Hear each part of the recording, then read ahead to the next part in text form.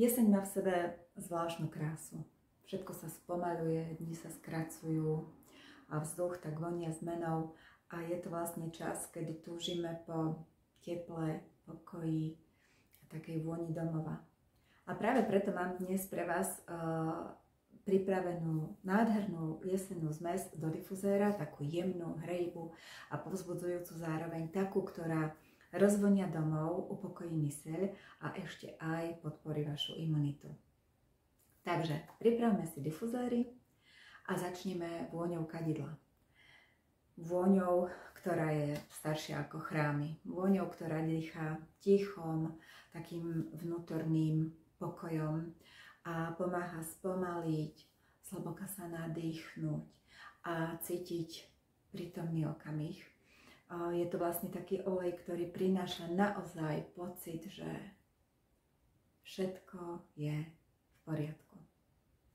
A k tejto vôni si teraz priklapneme grep, esenciálny olej z grapefruitu, taký čistý lúč energie, optimizmu, ktorý rozjasní náladu, povzbudí, pomôže, keď sa cítime taký ťažký, zahltený, unavený.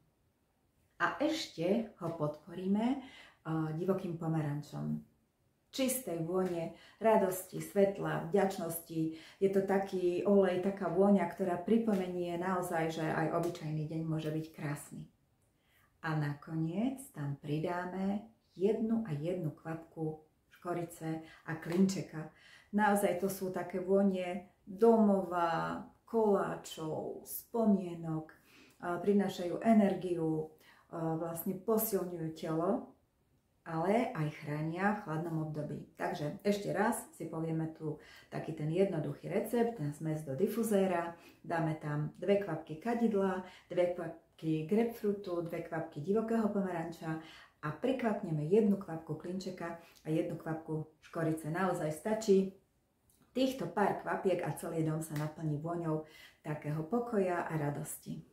Tak ak vás vône sprevádzajú tak ako mňa a chcete sa o esenciálnych olejoch dozvedieť viac, naozaj budem rada, som tu pre vás, môžete mi napísať, rada vám poradím a budem veľmi rada, keď budem tým človekom, ktorý vás naučí, ako priniesť viac pokoja, zdravia, aj tepla, aj do vášho domova.